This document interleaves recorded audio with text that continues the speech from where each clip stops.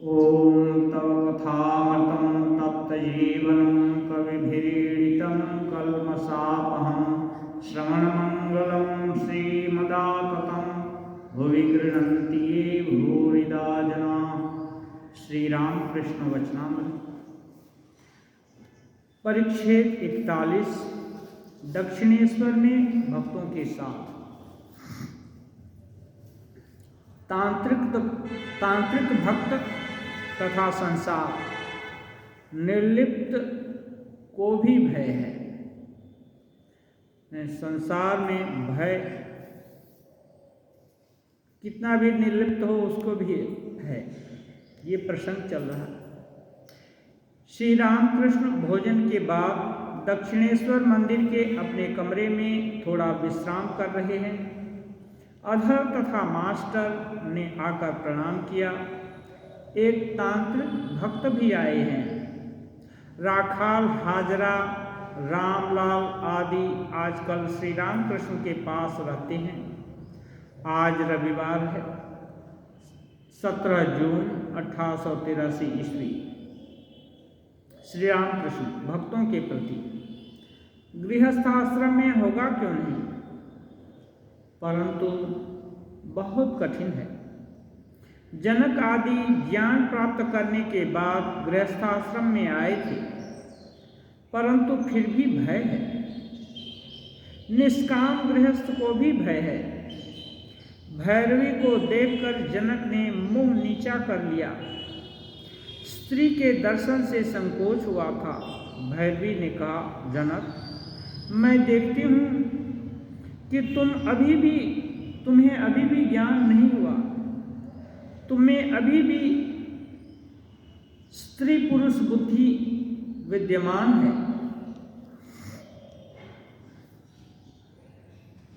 श्री रामकृष्ण देव कहते हैं, यदि दूध से दही जमाकर मक्खन बना लिया गया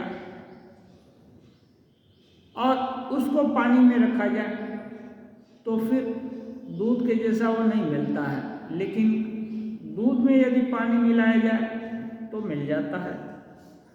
ऐसे ही गृहस्थ आश्रम में होगा क्यों नहीं पूछते हैं। होगा मनी भगवान, ईश्वर दर्शन, भगवत प्राप्ति होगी क्यों नहीं, अवश्य होगी। गृहस्थ आश्रम में भी ईश्वर दर्शन होगा, लेकिन बहुत कठिन है, वो कहते हैं। एक बार यह भी बोले हैं, गृहस्थ आश्रम मानो किला में रहकर युद्ध करने के जैसा है। बहुत सारी सुख सुविधाएं, अनुकूल परिस्थितियां हैं, केवल मन को मोड़ देने से होता है।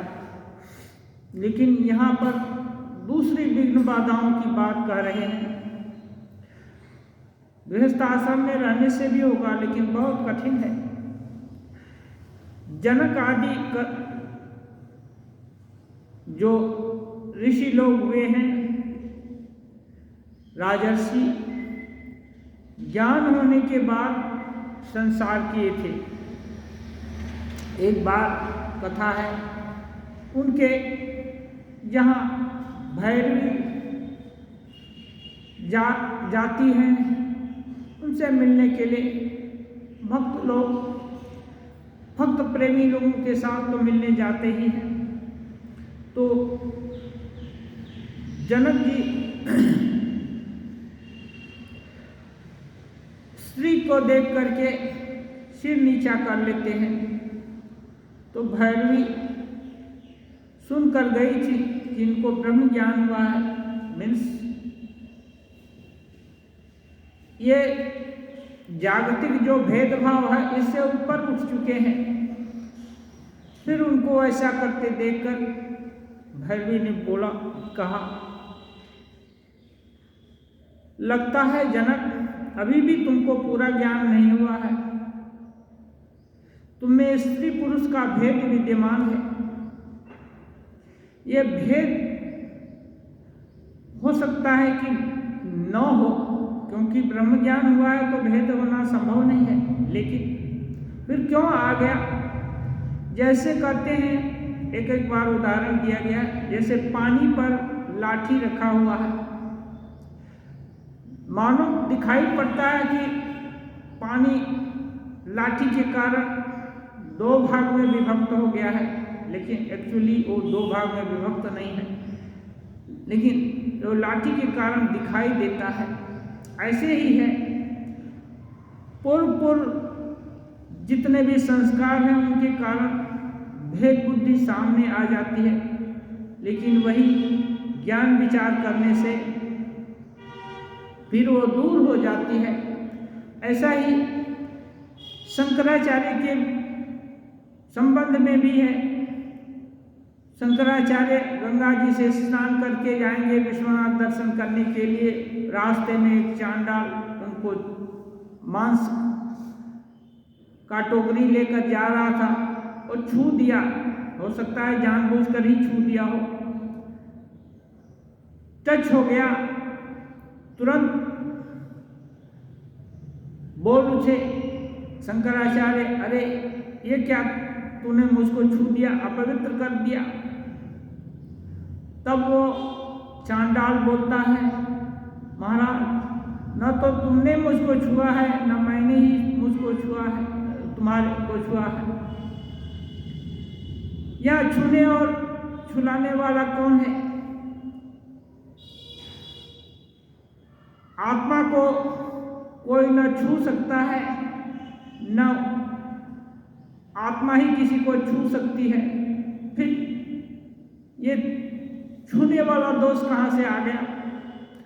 तब शंकराचार्य को ज्ञान हुआ,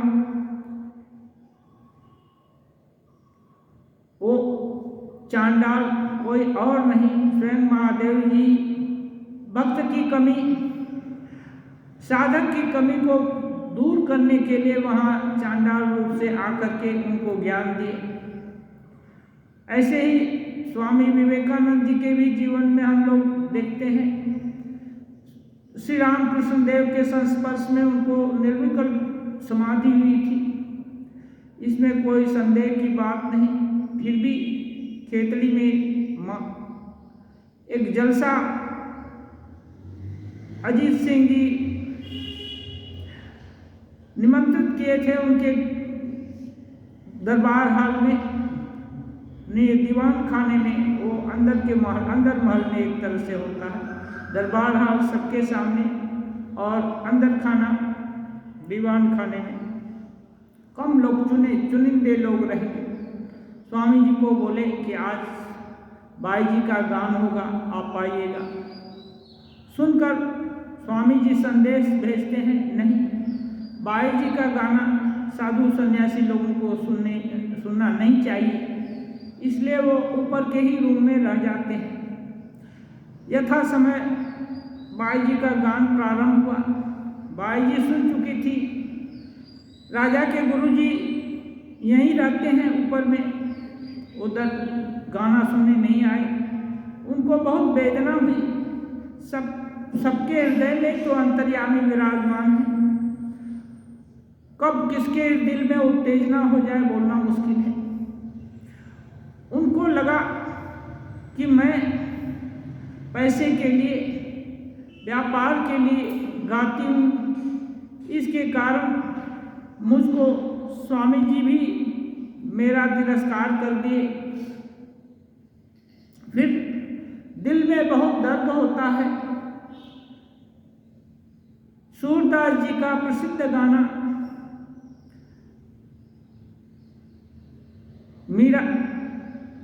सूरदास जी का प्रसिद्ध गाना ये जो बाई जी गाने लगती हैं, प्रभु मेरे अवगुण चित न धरो, समदर्शी है नाम तिहारो, चाहे तो पार करो, इक लोहा पूजा में राखत, इक घर बधिक परो, पार सुगुण अवगुण नहीं चितवत, कंचन करत खरो। ये गाना इतने दर्द के साथ बाई जी ने गाया कि उनके आंखों से अश्रु की झड़ी लग गई थी। और ये केवल गाना मात्र नहीं था, अंतर जल रहा था दुख के कि भगवान भी मुझको हीन समझते हैं, मेरा अपमान करते हैं। भगवान के घर में भी अपना लिए कोई स्थान नहीं है। ये दुख भरा गाना सुन करके स्वामी जी का दिल तुरंत द्रवित हो गया और उनको अपनी भूल समझ में आई। आहा, मुझको तो निर्विकल्प समाधि लाभ हुई है और शास्त्र का भी ज्ञान है कि आत्मा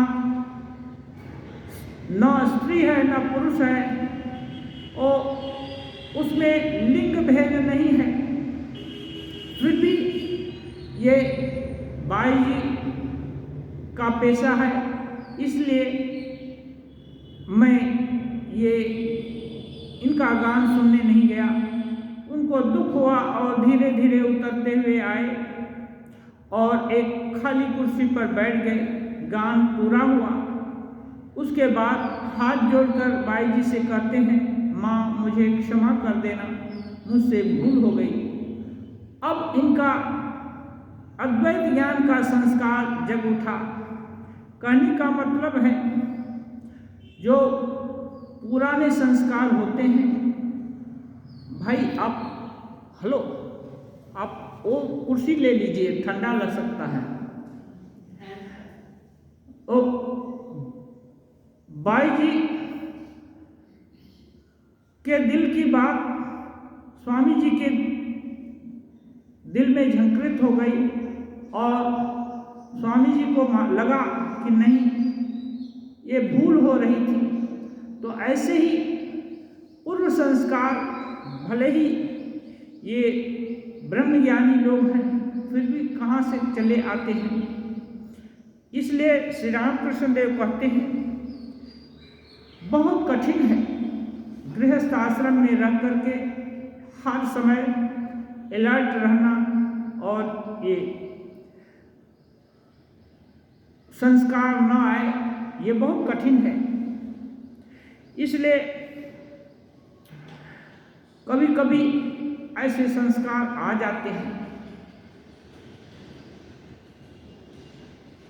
इसलिए सतर्क होने की जरूरत है। बहुत सारा एडवांटेज भी है, लेकिन सतर्कता की जरूरत है।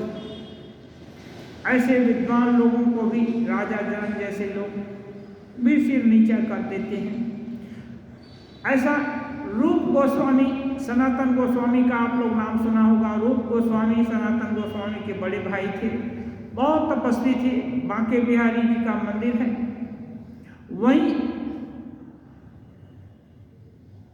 पास में ही कुटिया बांध करके रूप गोस्वामी जी उस समय वृंदावन के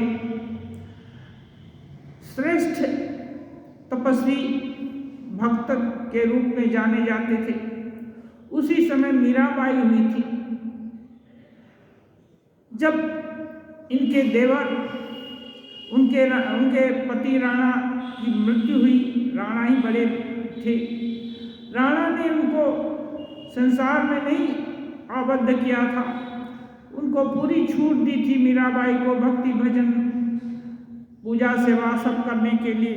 लेकिन जब उनका देहांत हो गया दैव दुर्योग से, तो उनके छोटे भाई देवर को ये अच्छी नहीं लगती थी कि जहाँ राजमहल की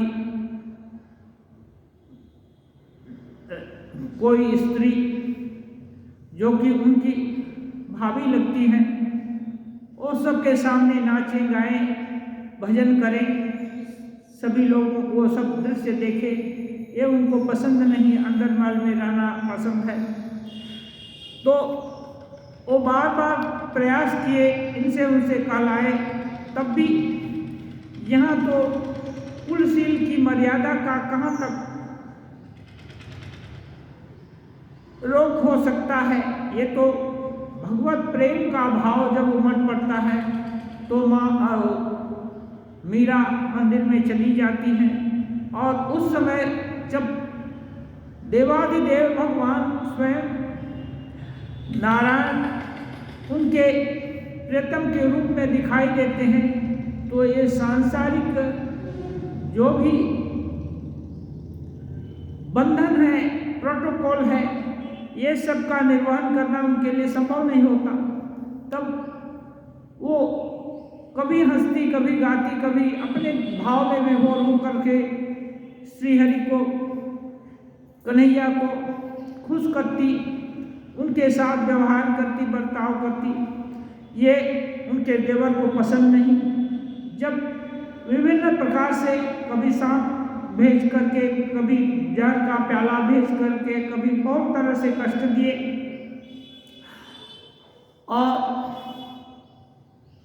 जब इस यातना का अंत हो, बहुत एक्सट्रीम हो गया, और मीरा को लगने लगा कि मेरे कारण इन लोगों को भी परेशानी हो रही है, मैं और इतने जब मैं किसी के पीछे पड़ जाएंगे लोग तो अच्छा भी नहीं लगता।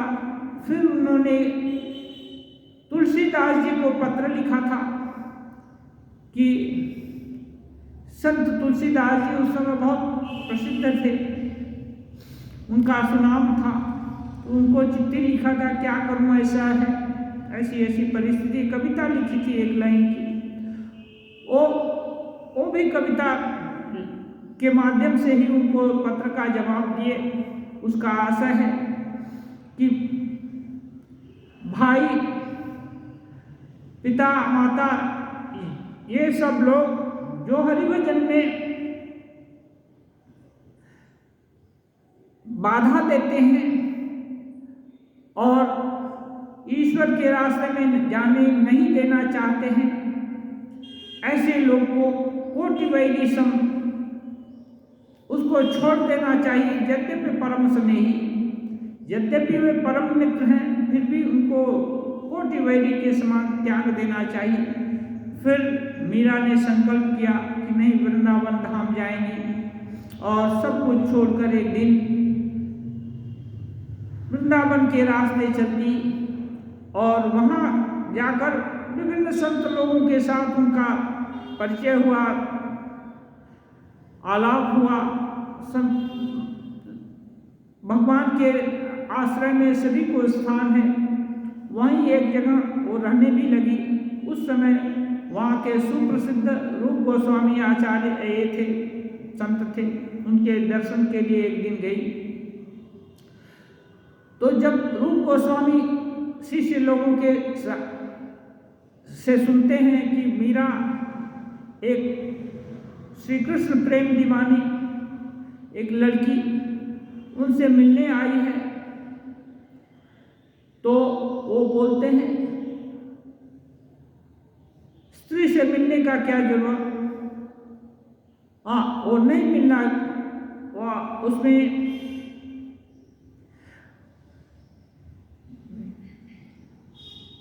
उनसे देखा करने को मना करते हैं। तब मीरा उत्तेजित हो गई। वाह, मैंने सुना था वृंदावन में केवल एक ही पुरुष हैं, श्री कृष्ण, भला और कौन दूसरा पुरुष आ गया है यहाँ? यदि है तो उसको जरूर देखना पड़ेगा। ये थोड़ा उत्तेजित होकर बोली तो रूप गोस्वामी अपनी कुटिया से ही सुन लिए। जब उनको मालूम हुआ अरे दूसरा पुरुष कौन है, तब उनकी आंख खुली। हाँ, यहाँ तो ब्रज धाम में कृष्ण ही एक पुरुष हैं और बाकी उनकी सखियां हैं। तुरंत कुटिया से बाहर आए और क्षमा प्रार्थी हुए और उनके साथ भगवत आलाप किए। ऐसा संत लोगों के द्वारा यहाँ भी हो जाता है। तो श्री रामकृष्ण देव कहते हैं ये भेद बुद्धि सहज में नहीं जाती है, इसलिए ऐसा हो सतर्क रहने की जरूरत है। कहते हैं कितना ही सयाना क्यों न हो, काजल की कोठरी में रहने पर शरीर पर कुछ न कुछ काला दाग लग ही जाता है। ये तो बड़े बड़े महापुरुष लोगों की बात हुई, उनको कोई दाग लगने वाला नहीं था। वे लोग पारस मणि को छू करके लोहा सोना हो चुका रहता है, उनका कुछ नहीं, लेकिन संस्कार से उसकी भेद बुद्धि की का जो रेखा है ना वो दिखाई दे देती है, लेकिन साधारण मनुष्य हैं उसमें काला दाग लग जाता है। इसलिए सतर्क रहने की बहुत ज़रूरत है। श्री रामकृष्ण देव कितना जगह बोले हैं, साधु सावधान।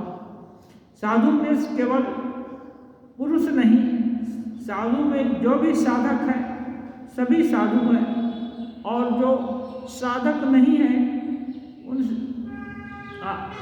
इसलिए वो साधारण है। इसलिए जो साधना के पथ पर आगे बढ़ना चाहता है उसके लिए पथ पर सतर्क रहने की, सावधान रहने की, अलर्ट रहने की जरूरत है। कहते हैं मैंने देखा है गृहस्थ भक्त जिस समय शुद्ध वस्त्र पहनकर पूजा करता है उस समय उनका अच्छा भाव रहता है।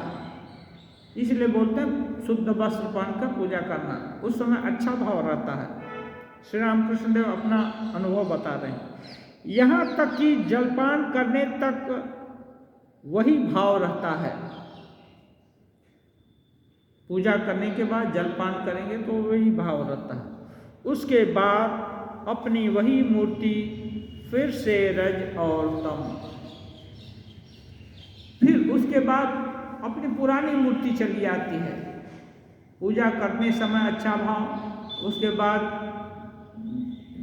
प्रसाद ग्रहण किया, जलपान किया, तब तक तो ठीक रहता है। उसके बाद वही रजोगुण और तमोगुण हावी हो जाता है।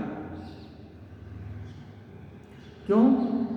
ये पूजा थोड़े समय के लिए होती है और ये रजोगुण और तमोगुण का व्यापार पूरे दिन तक चलता रहता है। इसलिए जो भावना सारा दिन व्याप्त रहेगी वो ओवर पावर कर जाती है। और आगे कहते हैं सत्वगुण से भक्ति होती है। अब ये जो रज और तम से, रजोगुण क्या होता है, विभिन्न तरह के कामों में लगा देता है। वो क्या होते हैं, ये अमुक काम करने से अमुक प्रतिष्ठा होगी, इस तरह का पुण्य होगा, उस तरह का नाम होगा, ये सब चीजें जागतिक चीजें। और तम क्या है, आलस्य, निद्रा, प्रमाद, घमंड, ये सब तम का लक्षण है। अधिकांश लोग इसी में अटक जाते हैं। कहते हैं श्री रामकृष्ण देव सत्वगुण से भक्ति होती है, इसके ऊपर उठे तो भक्ति होती है, किंतु भक्ति का सत्व, भक्ति का रज, भक्ति का भी तम है। ये भक्ति भी तीन तरह की है। भक्ति का सत्व होता है, भक्ति का रज होता है और भक्ति का तम है। कहते हैं भक्ति का सत्व विशुद्ध है, इसकी प्राप्ति होने पर ईश्वर को छोड़ किसी में भी मन नहीं लगता। अब श्री रामकृष्ण देव सभी अवस्थाओं को पार किए हैं, इसलिए ये सब अवस्थाओं का वर्णन इसलिए करते हैं कि अपने को खुद से खुद को जज कर सकते हैं, देख सकते हैं हम कहाँ पर हैं। तब क्या है, यदि उससे उत्कृष्ट कक्षा में जाना चाहते हैं तो प्रयास कर सकते हैं, और यदि ऊंची कक्षा में हैं तो उसी में बने रहने का भी प्रयास कर सकते हैं। कहते हैं ईश्वर को छोड़ और किसी चीज में मन नहीं लगता। देह की रक्षा हो सके केवल इतना ही शरीर की ओर ध्यान रहता है। देह की रक्षा, बिना देह के तो साधन भजन भगवान लाभ तक नहीं पहुंच सकते हैं। केवल सत्व गुण की अधिकता हो इसका मतलब ये नहीं हो गया कि भगवान लाभ हो गया। भगवान लाभ होने तक ये देह बना रहना चाहिए, प्रयास करके इसकी रक्षा करनी चाहिए। तो इसके लिए जो कुछ भी खाना पीना और भी कुछ रोजी रोजगार जो कुछ भी करना है सबकी ज़रूरत है, लेकिन बस इतना ही। कहते हैं अन्यत्र धन से क्या होता है, खाने को अन्न होगा, पहनने को वस्त्र होगा और रहने को घर होगा। धन की महिमा इतनी तक ही है। आप हम सभी लोग गुणा भाग करके देख सकते हैं इस विश्व ब्रह्मांड में, जो कोई भी बहुत धनी हो या बहुत गरीब हो, सबकी ही एक ही आवश्यकता है, खाना, भोजन, वस्त्र और मकान। इससे ज़्यादा जो कुछ भी है सब विलासिता ही है और उस जरूरी नहीं है, लेकिन इतना तो जरूरी है। इसलिए वो बोलते हैं विशुद्ध भक्ति का ये लक्षण, परमहंस तीनों गुणों से अतीत होते हैं। ये भक्ति शुद्ध है और जो है भक्ति का रज भी होता है, उसमें पूजा, आडंबर, दिखावा, वो सब बाद में हो सकता है बोलेंगे, कहीं कहीं बोले भी हैं। भक्ति का रज क्या है? दिखाना, वो बहुत सारा आडंबर करना, बहुत सारे लोगों को निमंत्रण देना, बहुत सारा जलसा करना, ये सब भक्ति का रज है। और भक्ति का तम, भक्ति का तम ये है कि जबरदस्ती माँ से छीन लेना, मारो काटो लूटो, ये ऐसी माँ से भगवान से डिमांड करना जोड़ करके, तो ये लेकिन सबसे संभव नहीं होता है। ये विभिन्न साधक के लिए है, लेकिन भक्ति का रज है वो ज़्यादा तक लोगों में होता है। कहते हैं परमहंस तीनों गुणों से अतीत होते हैं, उसमें 3 गुण हैं फिर भी नहीं है। ठीक बालक जैसा किसी गुण के अधीन नहीं, सत्व रज तम तीनों गुण हैं लेकिन किसी के अधीन नहीं, बालक जैसे है। इसलिए परमहंस छोटे छोटे बालकों को अपने साथ रख देते हैं जिससे उनके स्वभाव को अपना सकें।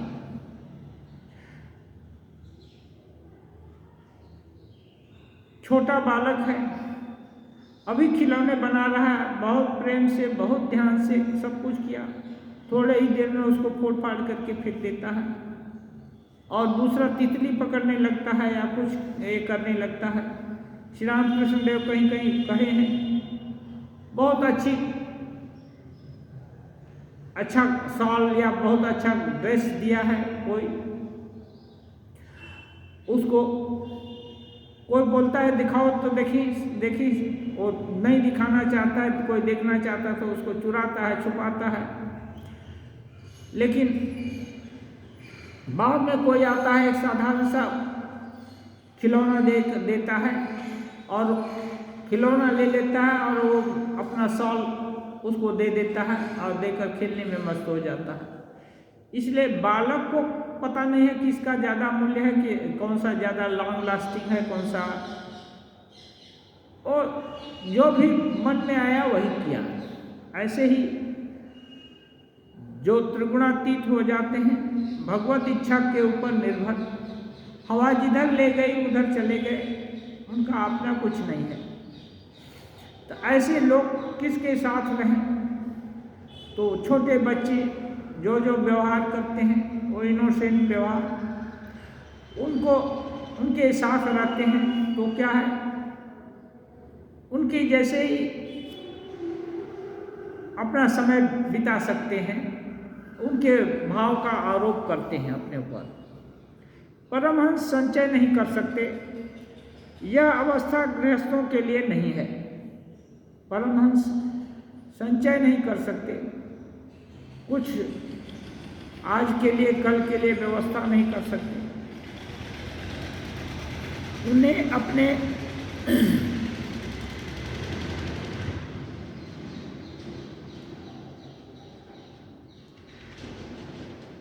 गृहस्थों के लिए ऐसी बात नहीं है। कहते हैं उन्हें अपने घर वालों के लिए संचय करना पड़ता है। जो गृहस्थ है वो संचय करेगा, लेकिन परमहंस नहीं कर सकते, अपने लिए कुछ भी नहीं करते। अभी राजा जनक का बात लेंगे तो राजा जनक के पास राज्य सब कुछ था, सब कुछ खत्म नहीं कर दिए। क्यों? उनको जरूरत नहीं है वो सबकी कि मिथिला में आग लगे या क्या हो, लेकिन राजा है तो प्रजा को उसकी ज़रूरत है, इसलिए प्रजा के लिए वो सब जरूरत सब था उनके पास, किसी चीज़ की कमी नहीं थी। तांत्रिक भक्त पूछते हैं, क्या परमहंस को पाप पुण्य का बोध रहता है? श्री रामकृष्ण, केशव सेन ने यह बात पूछी थी। मैंने कहा, और अधिक करने पर तुम्हारा दलबल नहीं रहेगा। केशव ने कहा, तो फिर रहने दीजिए महाराज। श्री राम, पाप पुण्य रहता है क्या? वो बोल रहे हैं। तो केशव सेन को अभी बात क्या है, सूची असूची में भेद हो नहीं हो,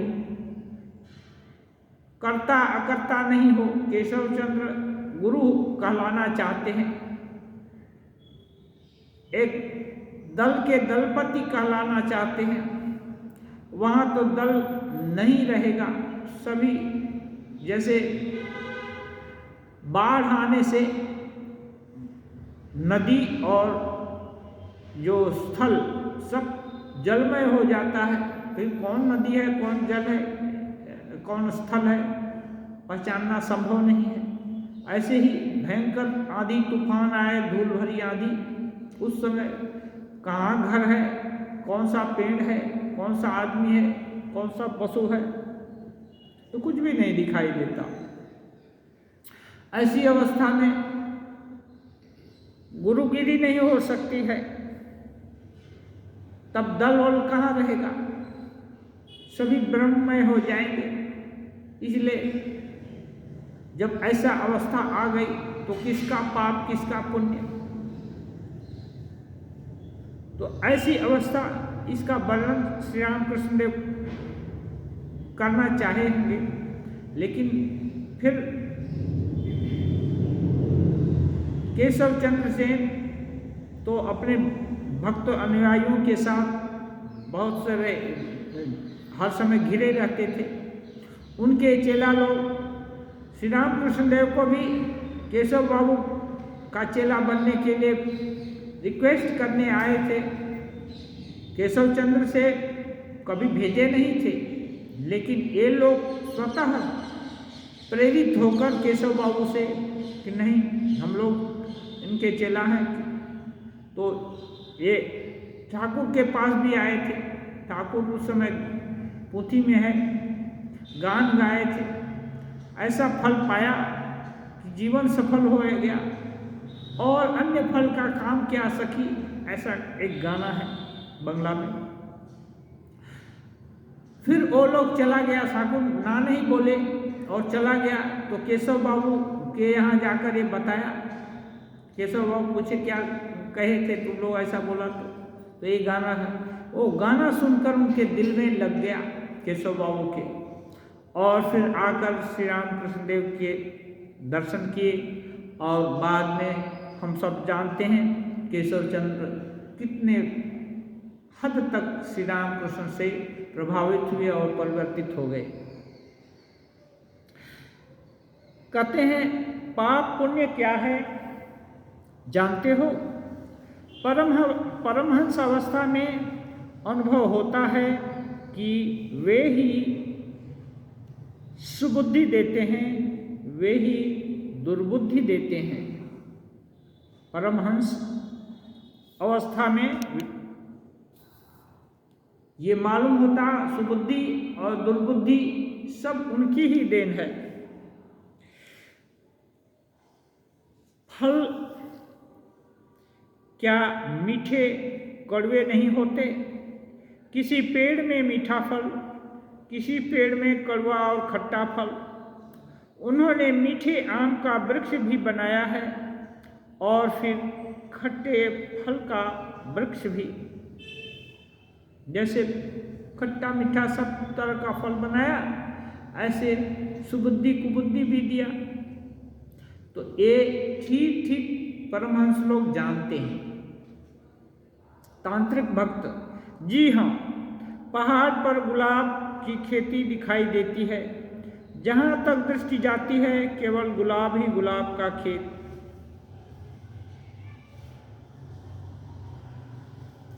और जो जैसा देखा है वैसा गुलाब की खेती पहाड़ पर देखे हैं जहाँ नजर जाता है। तो श्री राम कृष्ण देव कहते हैं, परमहंस देखता है यह सब उनकी माया का ऐश्वर्य है।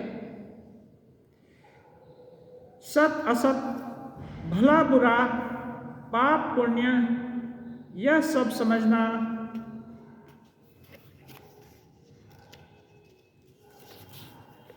बहुत दूर की बात है। सत असत है और नहीं है, भला बुरा, अच्छा है बुरा है, पाप पुण्य, पाप क्या है जिससे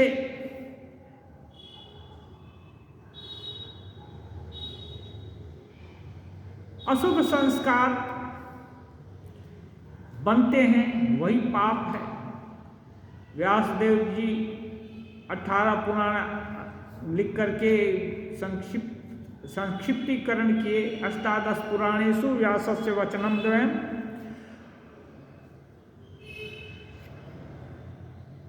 परोपकारः पुण्याय पापाय परपीडनम। दो चीज, परोपकार पुण्य के लिए होता है और पर पीड़ा पाप के लिए होती है।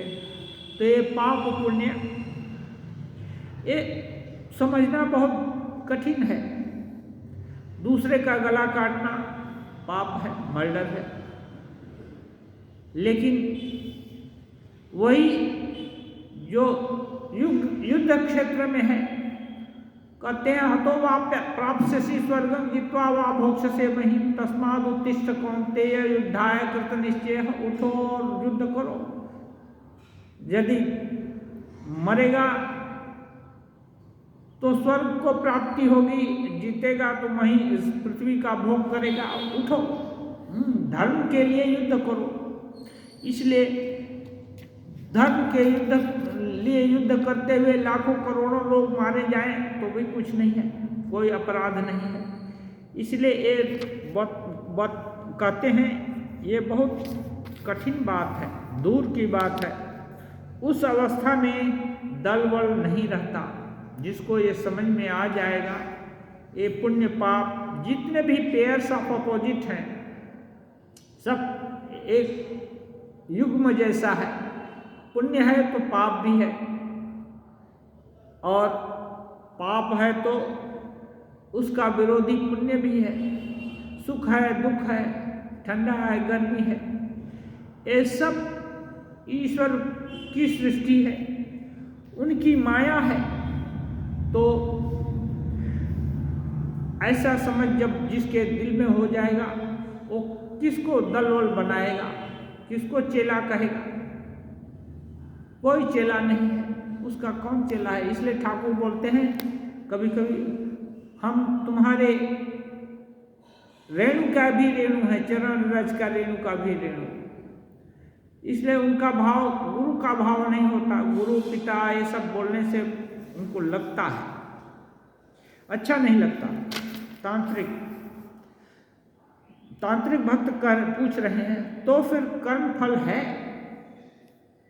पूछ रहे हैं यदि सब कुछ भगवान का ही बनाया हुआ है, जितना भी पाप पुण्य सत असत सब कुछ, तो कर्म फल है क्या? श्री राम कृष्ण वह भी है। श्री राम कृष्ण किसी अवस्था को अस्वीकार नहीं करते हैं। परमहंस के लिए एक अवस्था है, साधारण लोगों के लिए दूसरी है, विभिन्न कक्षाएं हैं। अब साधक की कक्षा प्राइमरी से लेकर पीएचडी तक चलेगी। जब पीएचडी होने पूर्ण ब्रह्म ज्ञान हो वहाँ तक तो बहुत सारा स्टेशन पार करना होगा। तो कौन किस कक्षा की बात है और कौन सा पाठ किस कक्षा के लिए है, सभी पाठ जरूरी है। जिस कक्षा का बच्चा है उस वैसा पाठ, क माने कौवा तो कहीं होता नहीं है, लेकिन बच्चे को क माने कौवा नहीं बोलेंगे तो आगे सीखना ही नहीं होगा। ख माने खरगोश नहीं बोलेंगे तो सीख नहीं पाएगा, क्योंकि वो एकदम अबोध है। जो कुछ उसके सामने इधर उधर दौड़ता है उसकी तरफ इंगित करके ही उसको सिखाया जाएगा। बाद में वही बच्चा समझता है कि ये पढ़ाने के लिए बता दिया गया, क माने कौवा, क माने कौवा होता नहीं। ऐसे ही एक एक उपलब्धि हो गई तो पाप, किसी को कोई अपराध न बन जाए इसके लिए अपराध करता है तो पाप होगा, और श्रेष्ठ कार्य करता है, उपकार करता है तो पुण्य होगा। इस लोभ से यदि अच्छे कर्म में प्रवृत्ति हुई, बाद में करते करते मुक्ति के रास्ते पर चल गया तो फिर पाप पुण्य इसका ज़्यादा कुछ मूल्य नहीं रह गया। तब साधक को समझ में आता है सब तो ईश्वर प्रति ही है। श्री रामकृष्ण कहते हैं वह भी है, कर्मफल भी है। अच्छा कर्म करने पर सुफल और बुरा कर्म करने पर कुफल मिलता है, सु और कुफल मिलता है। मिर्च खाने पर तीखा तो लगेगा ही, यह सब उनकी लीला है, खेल है। ये नहीं हो तो शिक्षा नहीं होगी, इसलिए सिखाने के लिए एक गलत काम, एक छोटी एक एक सीढ़ी चढ़ने के लिए रास्ता बनाया है। ये सब श्री रामकृष्ण देव बोलते हैं उनका खेल है। अच्छा बुरा खराब काम किया तो दंड मिला, उसको तुरंत पता भी चलता है कि दंड पा रहे हैं, भोग रहे हैं, तभी तो शिक्षा होती है, नहीं तो कोई परवाह नहीं करेगा। इसलिए दुख है, अच्छे टीचर का काम करते हैं, बिना दुख के कोई सीख नहीं सकता है, जैसे दुख आते ही हैं। तांत्रिक भक्त पूछ रहे हैं हमारे लिए क्या उपाय है, कर्म फल का तो है ना। अब तांत्रिक अपने लिए पूछ रहे हैं क्या करें, कौन सा उपाय है, क्योंकि वे खुद जानते हैं परमहंस नहीं हुए। परमहंस का लक्षण जानना और परमहंस होना बड़ी अलग बात है। तो पूछ रहे हैं कर्म का फल तो है ना, अपने लिए पूछ रहे हैं। अब सीधा पॉइंट पर आ गए। श्री रामकृष्ण होने दो, परंतु उनके भक्तों की बात अलग है। कर्म फल है ना पूछते हैं, तो श्री रामकृष्ण बोलते हैं होने दो, जो भी तुमने बुरा कर्म किया है उसका फल तुम्हारे को जरूर मिलेगा, अच्छा किया है तो अच्छा होगा, ये होगा फिर। लेकिन यदि भक्त होना चाहते तो भक्तों की बात अलग है, बोलते हैं क्या है। अब गाना गाकर एक सुनाते हैं, भावार्थ है रेमन। तुम खेती का काम नहीं जानते हो, ऐसी मनुष्य देह रूपी जमीन पड़ रही है। यदि तुम खेती करते तो इसमें सोना फल लगता था। पहले तुम काली नाम का घेरा लगा लो, फसल नष्ट नहीं होगी। वह तो मुक्तकेशी का सख्त घेरा है, उसके पास यम भी नहीं आता। गुरु का दिया हुआ बीज बोकर भक्ति का जल सींचो। हेमंत, यदि तुम अकेले न कर सको तो राम प्रसाद को साथ ले लो। राम प्रसाद को साथ लेने के लिए कहते हैं। राम प्रसाद ने गुरु, यदि तुम अकेले नहीं कर सकते तो गुरु को साथ ले लो। तो ये क्या है, जो भक्त होना चाहता है उसको गुरु के ऊपर विश्वास होनी पड़ेगी। और खेती खाली खेत छोड़ देने से नहीं होगा कि अच्छा सुख दुख जो कुछ भी होगा होता रहेगा, क्या करेंगे, फल जो गलती हो गई उसके लिए तो दुर्भोग भोगना ही पड़ेगा, फिर और क्या उपाय है? उपाय कुछ नहीं है। उपाय यही है कि खेती करो, भक्ति की खेती, काली नाम का घेरा लगा दो, और वो घेरा इतना पक्का है कि वहाँ यम भी नहीं आएंगे, जो तुमको पुण्य पाप का फल देंगे वो भी नहीं आएंगे। गुरु का दिया हुआ बीज बोकर भक्ति जल से उसको सींचो, ये उपाय है। ये उपाय करने से फिर तुम्हारे को पुण्य किया कि पाप किया इतना सोचने का, उस पर माथापच्ची करते रहने का जरूरत नहीं। लेकिन अब से तो पुण्य ही करना है, अब से पाप नहीं करना है। ऐसा नहीं कि भक्ति एक करने लगे तो पाप करने का लाइसेंस मिल गया। कहीं कहीं बोलते हैं लोग 7 दिन जो कुछ भी करना है करो, 7वें दिन आकर कन्फेस कर दो तो सब माफ कर दिया जाएगा। ये धंधेबाजी है, ऐसा कोई नहीं है। भगवान ही माफ कर दे सकते हैं, या जिसके साथ अपराध बन पड़ा है उसके अंदर जो अंतर्यामी है उसको किसी प्रकार से खुश किया जाए तो अपराध मार्जना हो सकती है। इतना आसान नहीं है। इसलिए ठाकुर कहीं कहीं कहे हैं, भावेर घरे चोरी, भाव के घर में चोरी करने से नहीं होगा।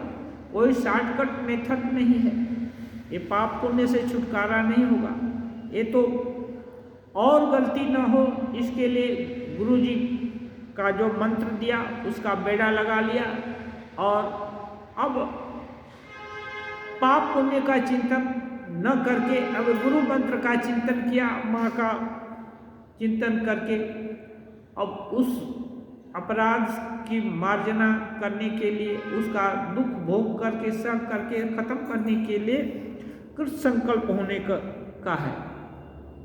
श्री रामकृष्ण फिर गाते हैं, यम के आने का रास्ता बंद हो गया, मेरे मन का संदेह मिट गया, मेरे घर के 9 दरवाजों पर 4 शिव पहरेदार हैं, एक ही स्तंभ पर घर है जो 3 रस्सियों से बंधा हुआ है, सहस्र दल कमल पर श्रीनाथ अभय देते हुए बैठे हैं, सहस्र दल कमल पर श्रीनाथ अभय देते हुए बैठे हैं।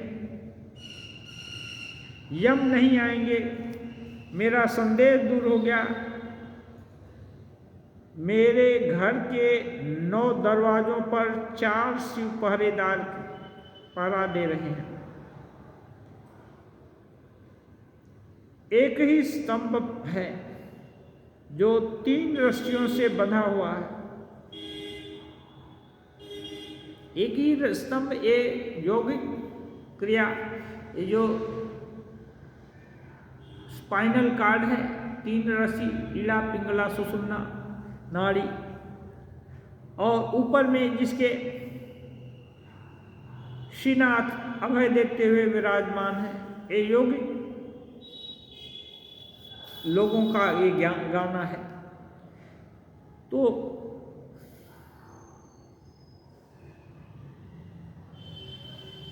उस रास्ते में, सुषुम्ना के रास्ते में यदि प्रवेश हो जाए किसी का, तो बाकी सब रास्ते बंद हो गए।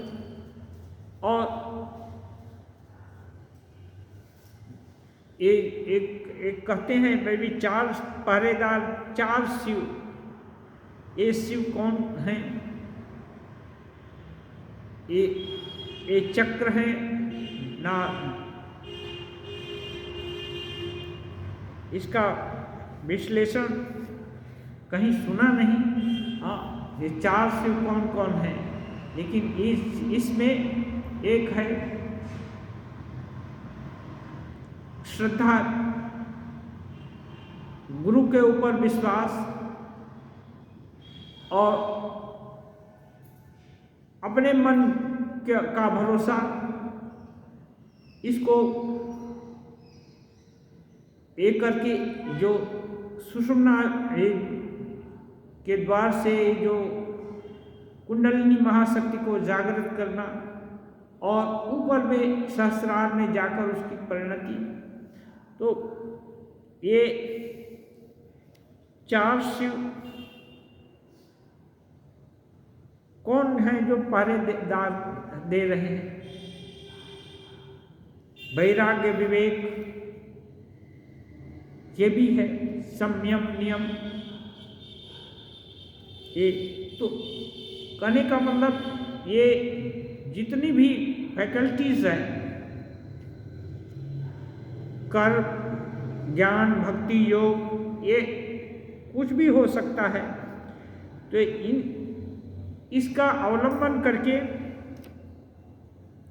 वो जो सहस्त्र कुंडलिनी महाशक्ति को जगाकर सहस्त्रार में जाने से श्रीनाथ वहाँ बैठे मिलेंगे। इसलिए और दूसरा यम के आने का रास्ता नहीं है। क्यों? जब संकल्प हो गया, एक यज्ञ शुरू हो जाता है।